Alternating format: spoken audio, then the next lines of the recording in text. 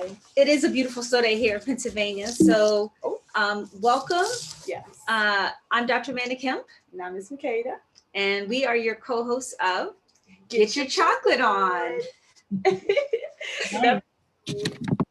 So we're here today. This show is brought to you by Racial Justice from the Heart, my education and consultant company. And the mission of Racial Justice for the Heart is to create profound human connections based in compassion and justice. You like that intro? Yeah. Yes. I'm shortening it every time. Yeah, that's right. You're getting to the meat of it. I'm getting to it. Like that. So, and this week's episode, specifically, we want to just highlight my album, Black Girl Magic, because it is full of tools for self-care and self-love. So we'll put that in the chat in a moment. And should we go? Should we get started? Yeah, let's get started. Let's get it started. All right. Well, today is, it's a snow day. It's a nice white Thursday outside. So it's a great day to talk about colorism, all the different shades.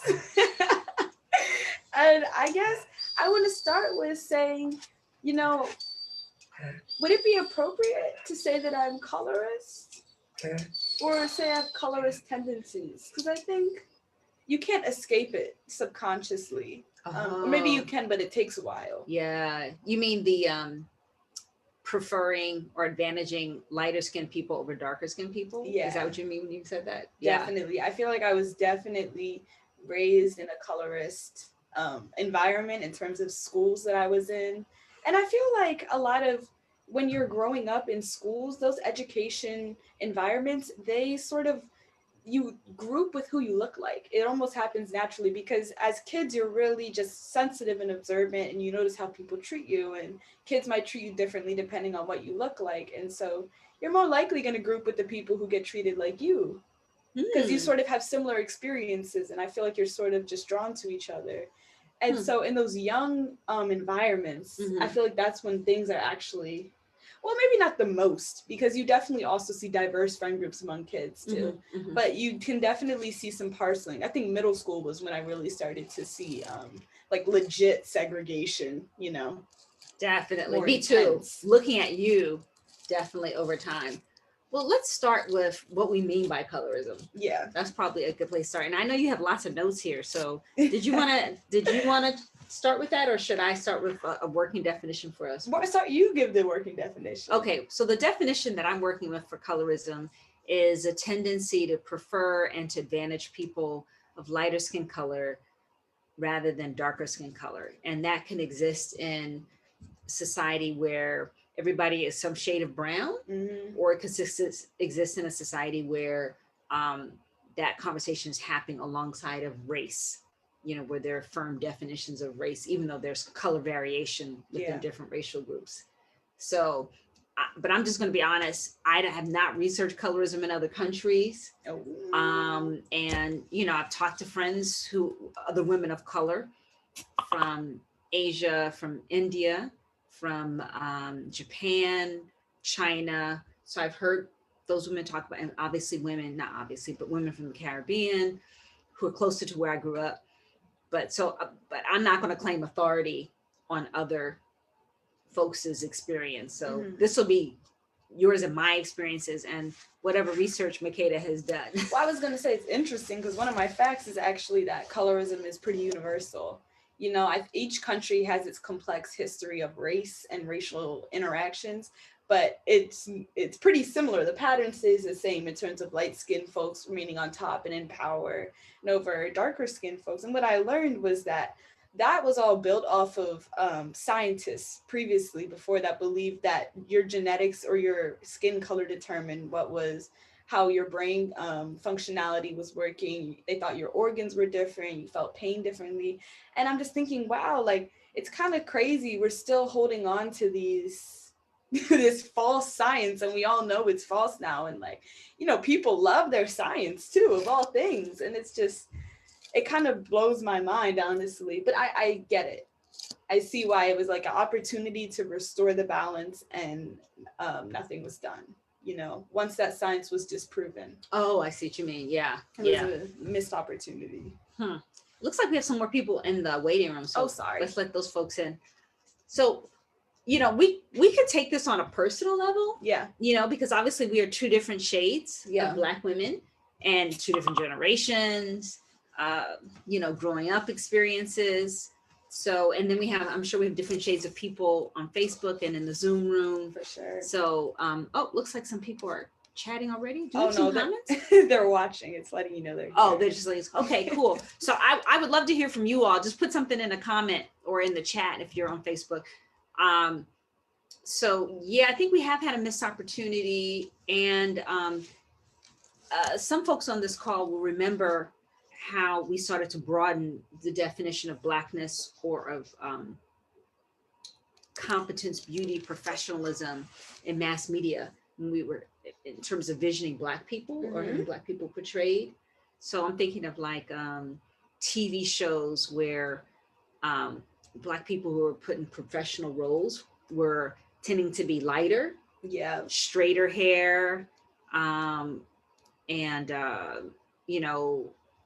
like that lighter skin color being associated with somehow being more civilized. I know, that's a really good way to put it. More in proximity to whiteness. That's a really good way to put it. Yeah, I mean, it's just, you just look at the TV shows, you'll see it. Like, I know.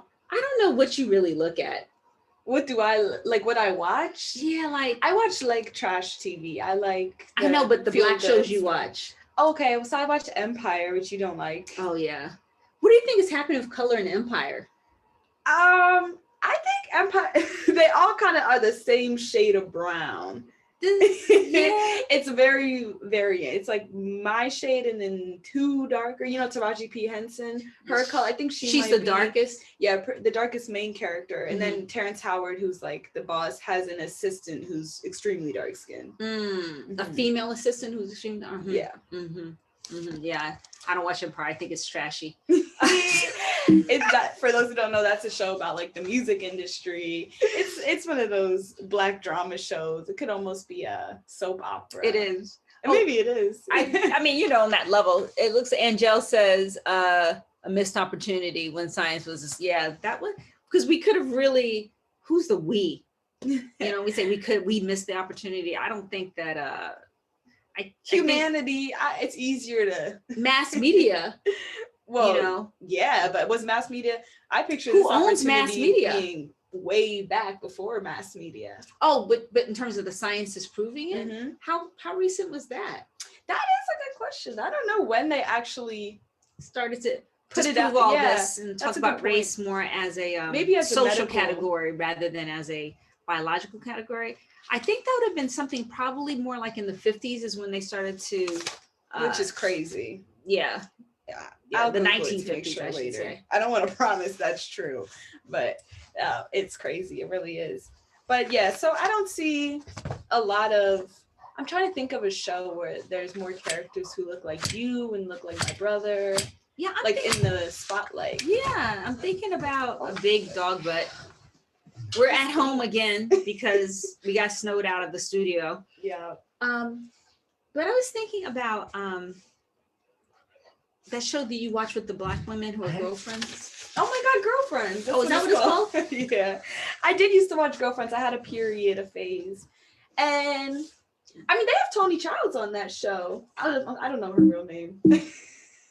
But she's dark skinned on that show. And she's actually, what I love is they have her as the most like bougie, most put together girlfriend. Like that's her thing. She's really successful. But there's a lot of weaves on there. Wasn't there a lot of weaves on there? Yeah, there's a lot of weaves on there. Everyone had a weave besides Tracee Ellis Ross. Right, and her hair is just naturally curly and straight. You can actually see them destroy her hair over the seasons. Like the first season, her curls are, really moisturized and natural and popping. The third season, it's like a blowout with like wide rings and they look dry and it made me think, I'm glad I was never like a child star. My hair would be a wrap by now.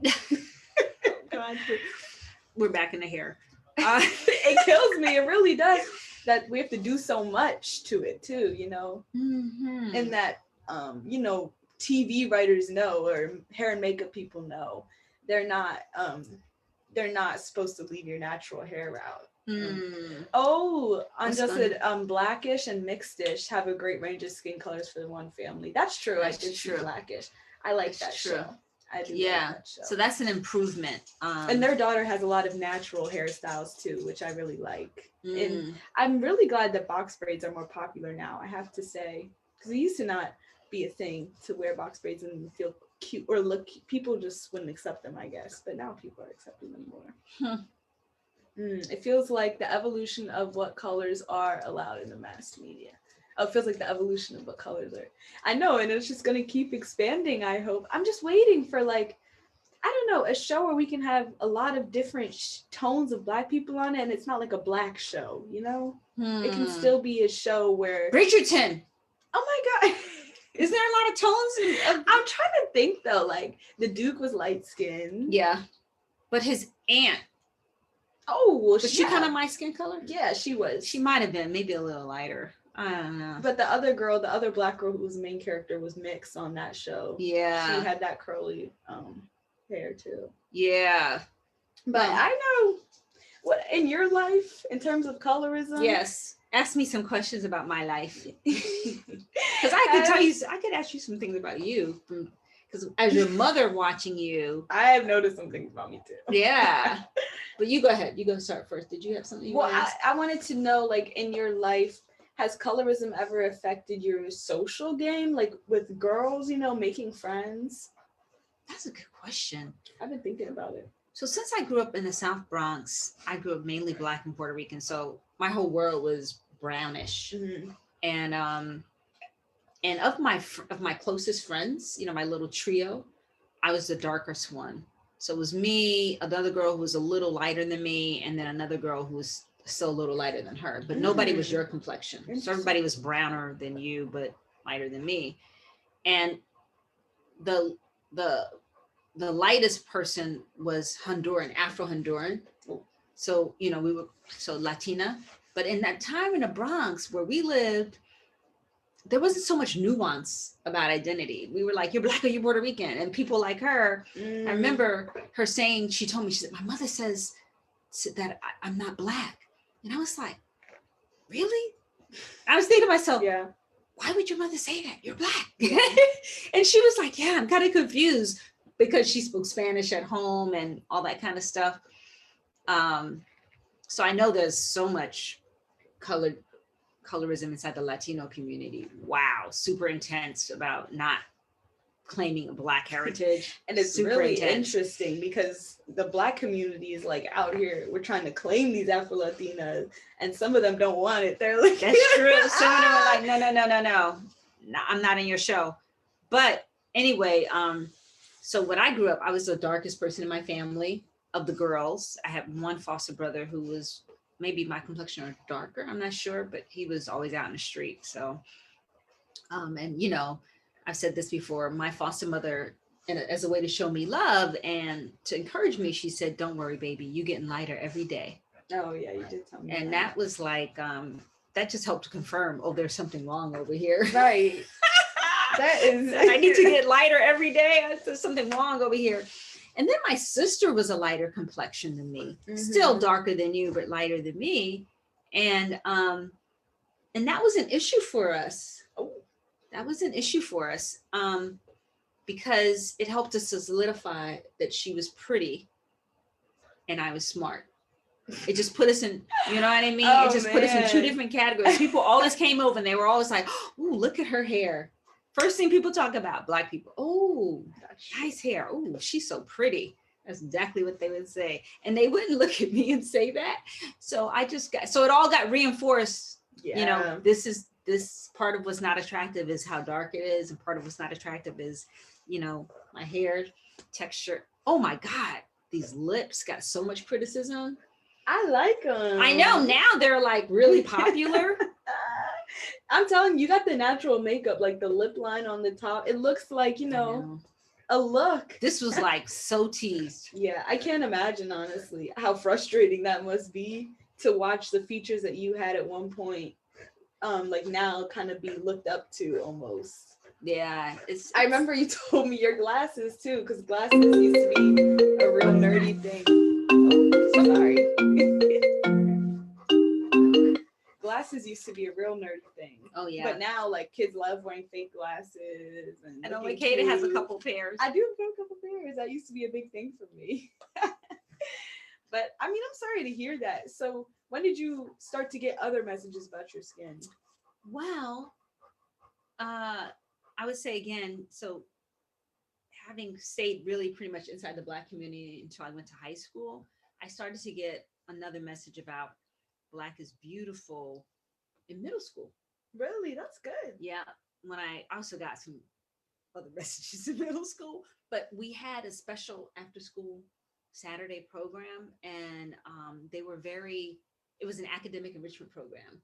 And one of the things that it's called Filson Enrichment Program, it's in the Bronx. And one of the things that they held to was like, we have to reinforce the cultural heritage of our kids who are all Black and Puerto Rican or other kinds of Latino, and but primarily Black.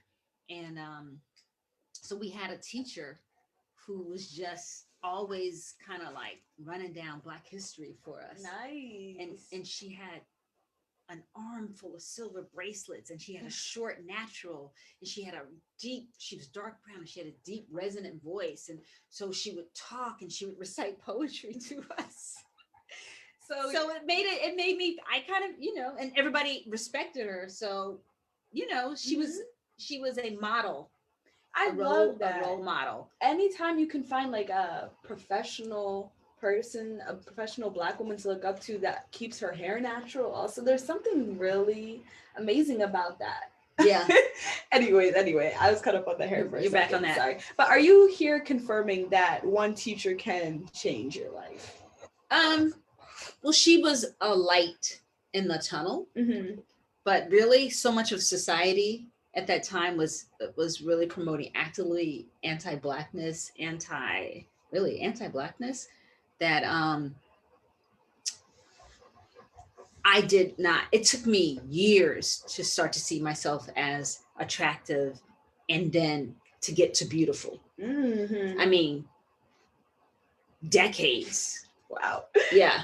So, and I know that's, from talking to people, they're like, how could you not see yourself as beautiful? I'm just being real. That's just how deeply ingrained it was.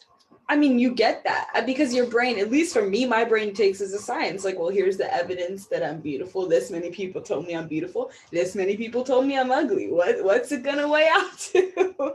And in the end, I mean, what I've come to see is like, it's really all clearing that thing that's expecting white features and then looking again and being like what is, what's unique about you or the person you're looking at, their face, and it's you almost always find something beautiful. I feel like it's not hard.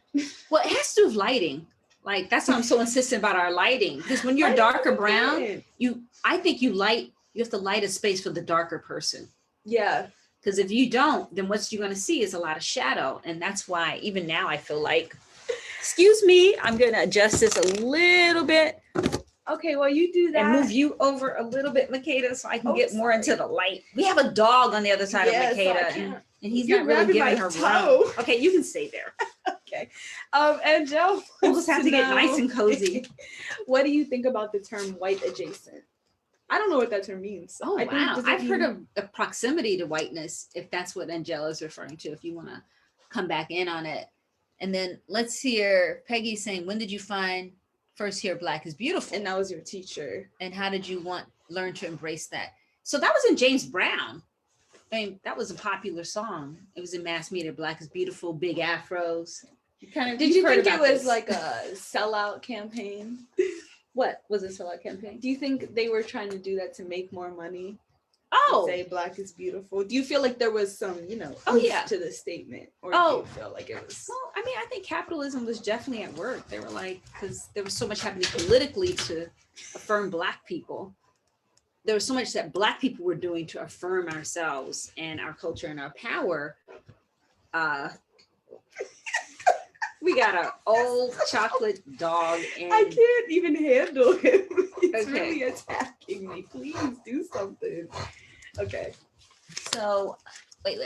Naomi is saying she's reading Caste, and that no one in Africa is black. They're members of their group, but it's not so they come to the US, they became black because that is a signifier of caste in this country.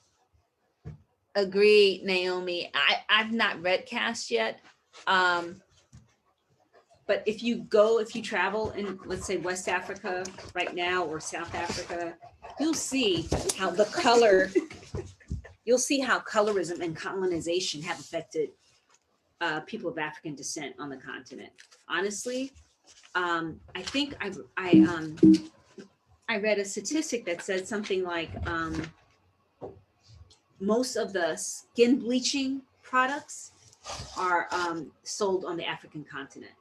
Which is So that is to brown black women trying to bleach themselves into a lighter skin color.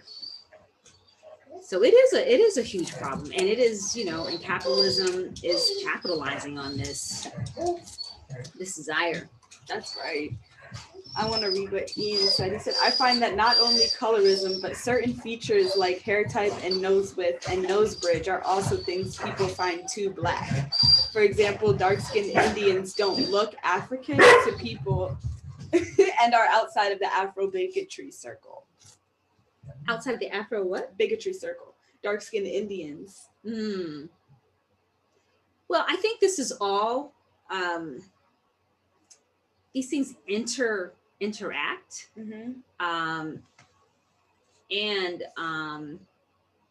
Yeah, so they all interact, 100%. That's why I said it's universal, and I can't believe it's still live and cracking.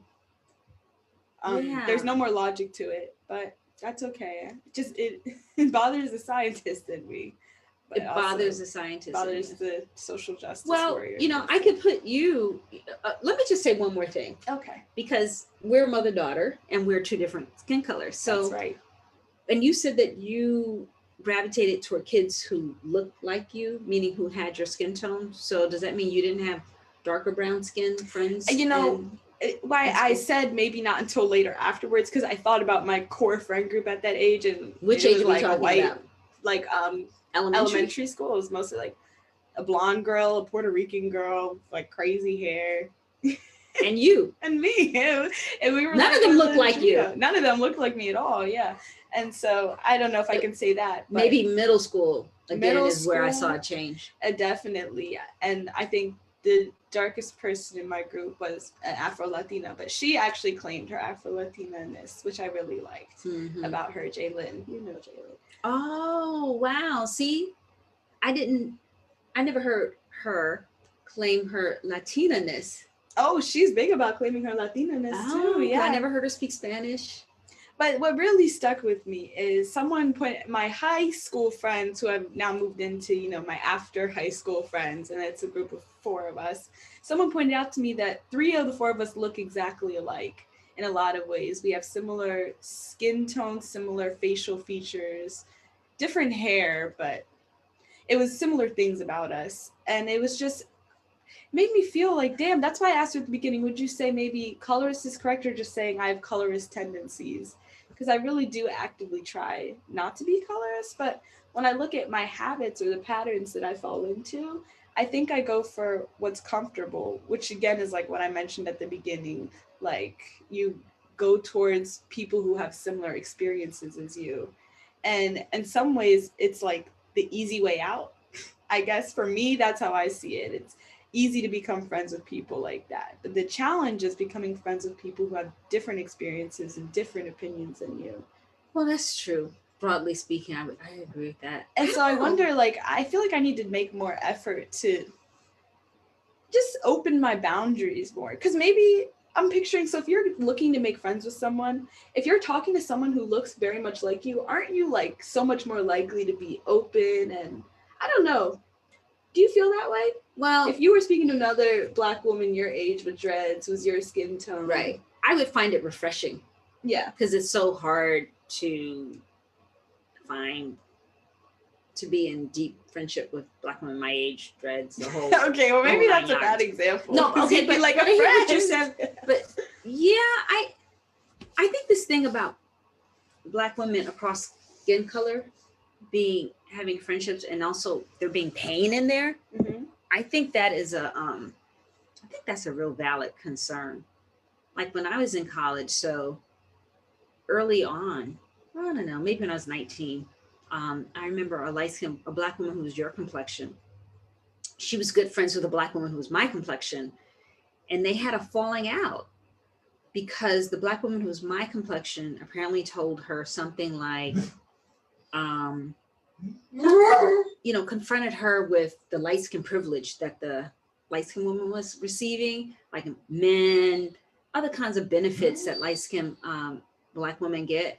And the light skinned woman was offended. Mhm. Like she really couldn't hear it. Yeah. So they had a falling out. And when this light skinned woman was telling me about it, I was like, of course that's true. How could you be offended by her telling you? This is a really good point to bring up, because maybe she was so used to just being other that she couldn't see that she was still other, that in the Black community. Right, that she had privileges, that yes. she had light skin privilege. She didn't want to see her light skin privilege. And when you were a darker brown woman, and this darker brown woman in my story, she was actually from New Orleans. And so color cast is super was very relevant in her living experience. So I think Black women need to be able to lighter skinned women really need to be able to acknowledge what is going on. I agree. Why if you look at magazine and makeup ads, why is the predominance of light skinned women, why successful Black male millionaires always have light skinned women, not always, but predominance of light skinned women. Me. It really kills me. But I Googled, I forgot to tell you, the 9 richest Black women, and the darkest one was Oprah. And then it was Beyonce and above, basically. Wow. So that was something to think about too. Yeah, and historically, a friend of mine has a book is being published in a book that just came out on colorism. It's called Colorism, a Global Phenomenon. So, and she and her mom wrote a chapter because her mom is light-skinned. I'm pointing at Makeda. I met her mom. Her mom is a scholar and she's a scholar, and her mom is definitely light-skinned, lighter maybe than you, Makeda. Mm-hmm. And the daughter is browner, somewhere between me and you. And they're in their article, they talk about how financially more wealth, more opportunity, better interview results currently, not historically, which we know would be true, but currently, there is still a light skin privilege in terms of economic advancement and educational attainment. The lighter you are, the more likely you are to have these benefits. And so I think it's important for light skinned women to be like, yeah, that sucks. And think about who am I? That's right. Whose spot am I possibly taking? Or who am I going to open the door for? Also. I like that. Who am I going to partner with? I like that, because one other thing that I've noticed with light-skinned women is they sometimes have a hesitance to like truly become friends and truly become closer with women that are darker than them. I sense like a hesitance. And that is really uncomfortable for me and to think about and to know that that's going on, and I know it's there because I've definitely, in middle school, people were more vocal about it, so it was obvious, it was brought to my attention. And then in high school, I see it working silently, sort of behind the scenes. Granted, my high school is also small, so Black women were more banded together than normal. But in general, I mean, I see it in college now. Like in the college I used to go to, there was definitely like a light-skinned Black girl group and a darker-skinned Black girl group.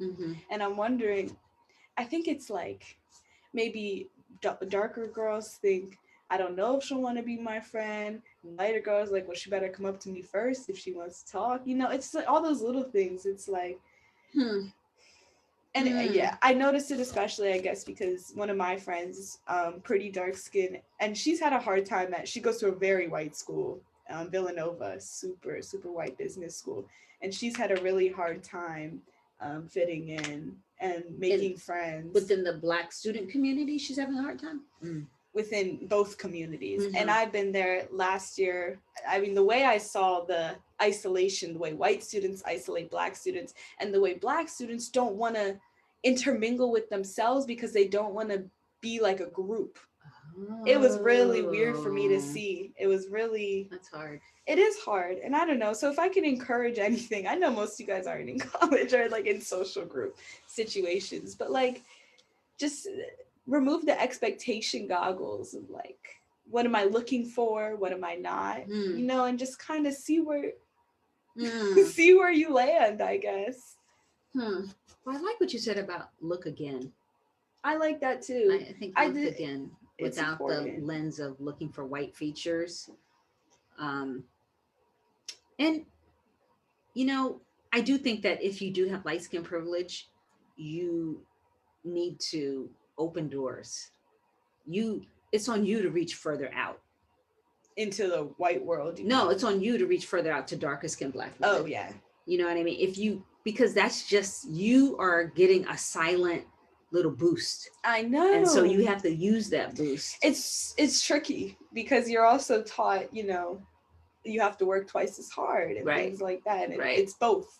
Yeah. It's both. And it's a chance that the probability is higher in your favor. That's it. Yeah. So I guess all I have to say at the end of that is like, you know, have faith in yourself also, and know that your skin only defines so much of you and the rest is you. That's all you. Right. And you know, that is one of the things we have to, especially if you've been traumatized because of your skin color.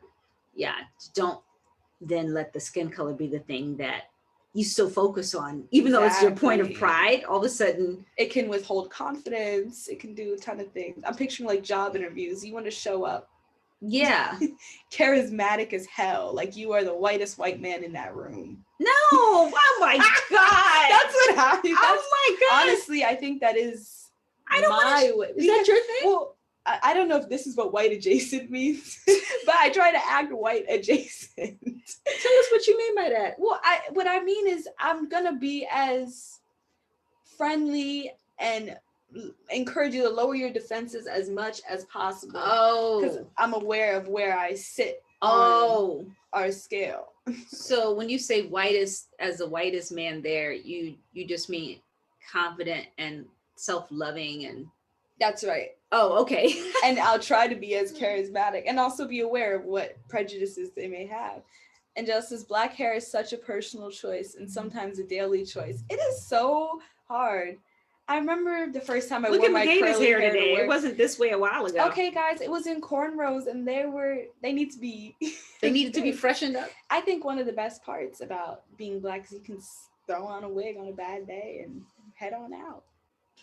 Okay, good. Okay, good. I mean, you know, right? We just got... I agree.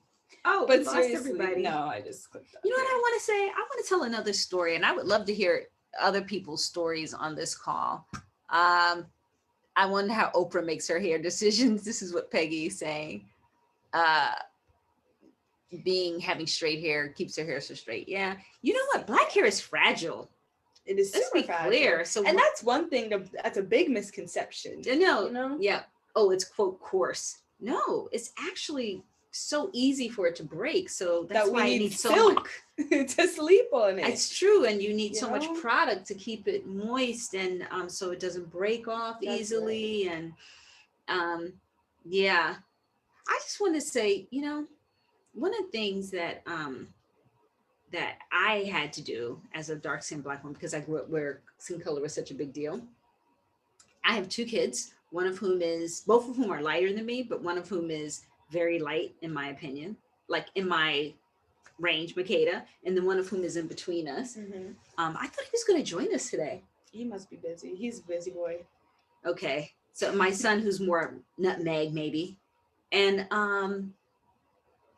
you know, because Makeda was the second child, I kept thinking she was going to get darker.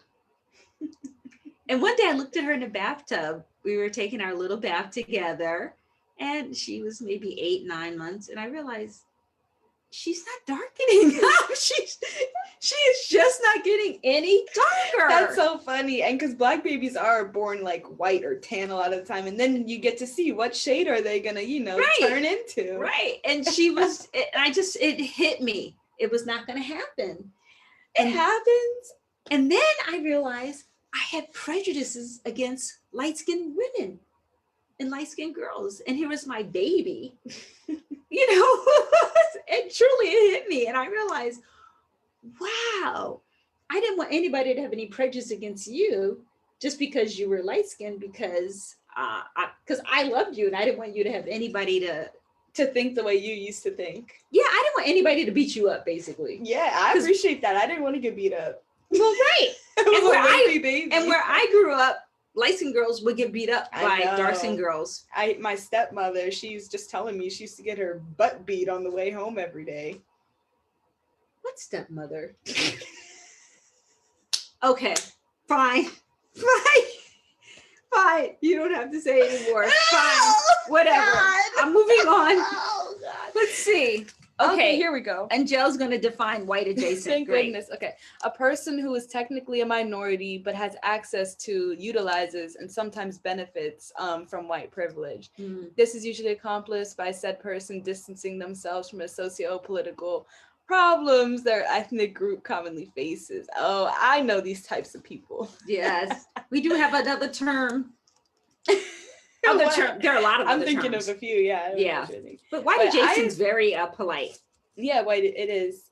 I think I understand why some white adjacent people move the way that they do, because sometimes it's easier to pretend that things don't exist, I guess. And when you have the option, right. When you have the option, wouldn't you? At least for, some of the time. Yeah. But I guess some people can pass.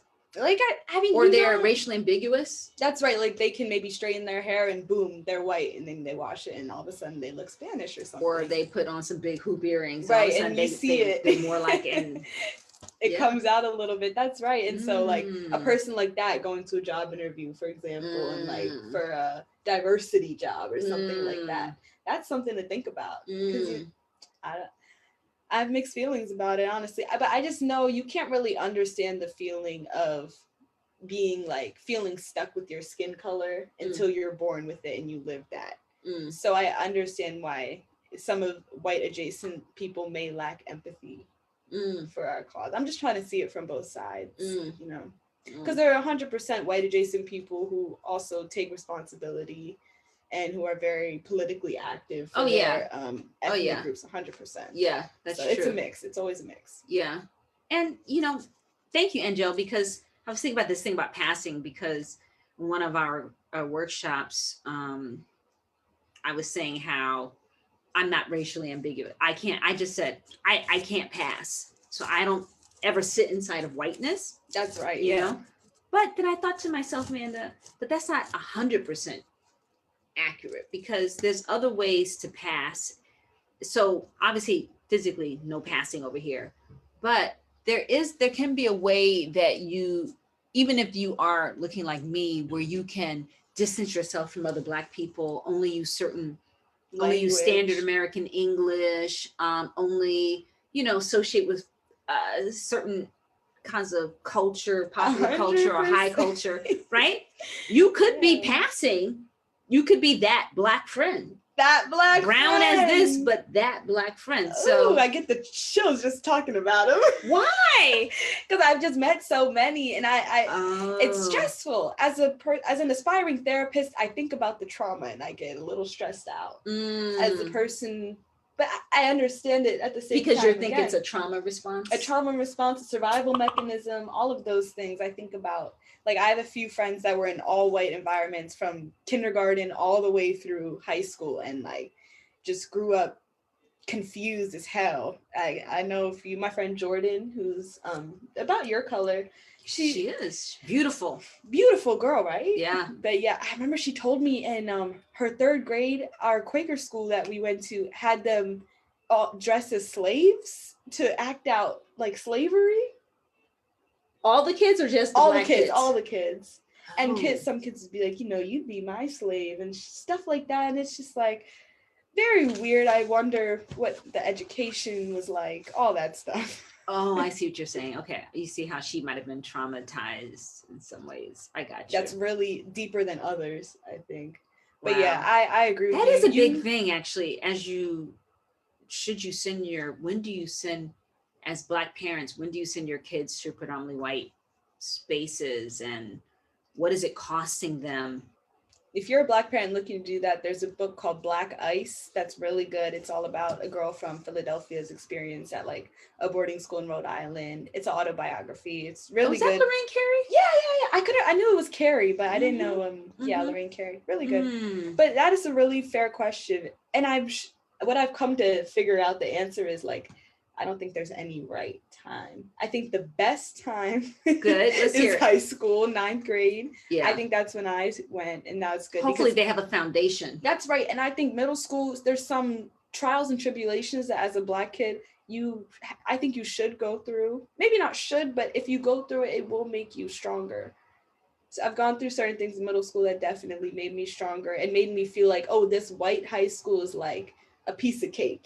These people don't even know. They don't even know. Like, it's a whole nother level, Yeah, I do. And so I felt like I kind of had the drop on them in a different type of way. You felt more confident walking in. Definitely more confident. I know like half these kids have never even seen a fight before, or never even thought that in their head they would have to fight someone, Yeah. It's totally different. Because in middle school, it's like your body's up for grabs sometimes. That's what it feels like. You never know, what could go on. Yeah, that's too bad though. It helped me, I guess, with my survival instinct. Well, that's good, but I just I just wish that nobody felt like their body was up for grabs at any point. Yeah, I mean, think about that. I think that's really unsafe. Common for a lot of brown children, especially in low income areas. And we weren't even that low income. No, but still, I mean, it's the school district just didn't care that much. But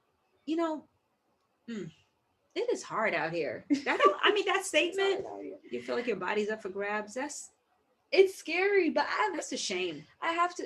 I don't want anybody's kids feeling that way. I mean, I felt that way in middle school, and I had no idea that you actually felt that way in middle school too. I worried about you, but I felt like I saw you put your armor on every day. I felt like she armored up.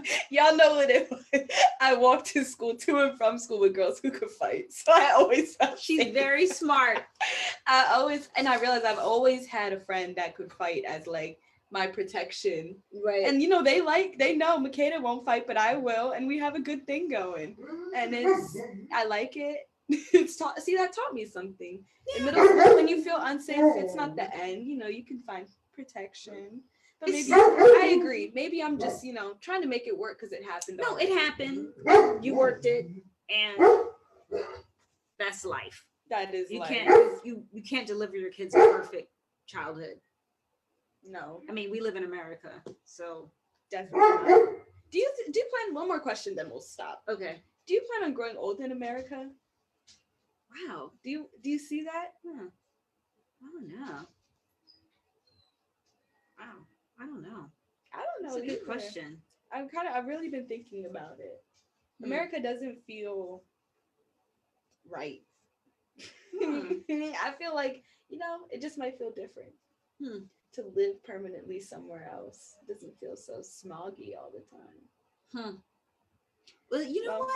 I did have one of my Black professors said to me, it is 100% legit to want to live in Africa for some portion of your life. She's like, do it. That's good to know. It is legit. She was like, don't deny yourself that opportunity, because it does something for you to actually get to psychologically beneficial to be somewhere where you are not the minority. Yeah. Even if you're a foreigner. That's right. I feel like in Africa, when I went, I definitely stood out as a foreigner. People definitely didn't think I was from Africa. And that bothered me. Like, if I went to a country, I wouldn't want to stand out. But I would. I'd love to live somewhere in Africa. for a little bit. Just, I think it's so good to remind yourself that this isn't all there is. You know, American news, you know, Earth is so huge. There's so many different potential lives you can live here. And that's why part of me is like, I really got to get out and just remind myself real quick before I set up here. I don't want to set up here. Or get too set up here. Get too set up there. You know, it makes more sense to be here. I don't want it to be that. We do have to get out. We have to get out. So I know we've mentioned a lot from, you're welcome, everybody. So let's go ahead, and is there anybody from Facebook who wanted to share anything? No, just some compliments. Thank you for your feedback, everybody. Well, we love this topic. We are going to be on the road next week, everyone. So we're not sure we're going to be able to do our Thursday show because we're transplanting this little Rose. We'll let you know where she ends up. I'm not gonna give any head starts because in case there's any crazy people out there. But anyway, it's somewhere in the South. Yes, thank God. So Peggy, it was good to see Matthew today. I enjoyed seeing him too. All right, so we good? Yeah, we're good. All right, so we'll see you all next week. No, we may not see you guys next week. That's what the announcement right. So thank you. We won't see you guys next week. Oh, okay. We just officially won't. Okay. Okay. Bye, everybody. Bye, everybody.